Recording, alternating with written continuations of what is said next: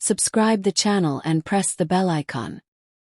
शेख सादी बयान करते हैं कि अरब के चोरों के एक गिरोह ने किसी पहाड़ी चोटी पर कब्ज़ा कर लिया। इन चोरों से इस पहाड़ी का कब्ज़ा छुड़ाने के लिए इस वक्त के बादशाह का लश्कर भी आजिज़ रहा। वो चोर पहाड़ की एक महफूज तरीन गार में पनाह गुज़ीन थे। बादशाह वक्त को इसके मशीरों ने मशवरा दिया कि अगर इन लोगों के शर पर काबू ना पाया गया तो इनका शर इसी तरह बढ़ता जाएगा और फिर इन पर काबू पाना बहुत मुश्किल हो जाएगा। जो दरख्त अभी जड़ पकड़ रहा है उसे उखेड़ना ज़्यादा आसान है बनिस्बत उसके कि वह जड़ पकड़ जाए। अगर वह मुकम्मल दरख्त बन गया तो फिर इसे जड़ से उखाड़ना ज़्यादा मुश्किल होगा।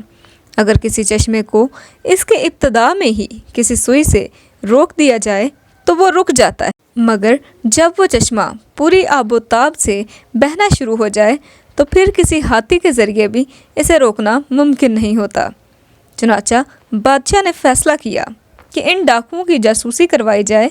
जिस वक़्त वो डाकू लूट मार करने के लिए चले जाएं तो इनकी क़यामगाह उगार खाली होगी। बादशाह ने तजर्बाकार और लड़ाई के माहिर सिपाहियों को इस गार की एक घाटी में तैनात कर दिया। रात गए जब वो चोर लूट मार के बाद वापस लौटे तो थके मारे इन चोरों ने अपने हथियार उतारे और लूटा हुआ माल रखा और सो गए। रात का एक हिस्सा गुजर जाने के बाद इन सिपाहियों ने इन चोरों को सोते में काबू कर लिया और इनके हाथ बांध दिए। सुबह के वक्त इन्हें बादशाह के दरबार में पेश किया गया। अवामुन नास जानते थे कि अभी इन सब चोरों की गर्दनें उड़ा दी जाएंगी। इन चोरों में एक खूबसूरत जवान भी था जिसकी अभी दाढ़ी निकल रही थी। एक वज़ीर को इस जवान पर तरस आ गया। उसने बादशाह के तख्त को बोसा दिया और इस जवान की सिफारिश की कि अभी इसने जवानी का मज़ा भी नहीं चखा। मैं आपके उम्दा इखलाक से उम्मीद करता हूँ कि मेरी इस जवान के हक़ में सिफारिश को कबूल किया जाएगा और इसे माफ़ कर दिया जाएगा। ये आपका मेरे ऊपर एहसान होगा कि इस जवान को माफ़ कर दिया जाए। बादशाह ने जब वज़ीर की बात सुनी तो जलाल में आ गया और ये इसके मिजाज के ख़िलाफ़ था।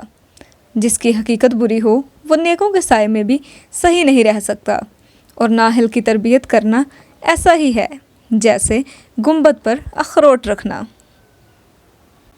हकायत का पहला हिस्सा सुनने के बाद आपकी राय क्या है? क्या बादशाह को वज़ीर की बात मानते हुए उस नौजवान को ज़िंदा छोड़ देना चाहिए या फिर उसे उसके साथियों के साथ कत्ल कर देना चाहिए?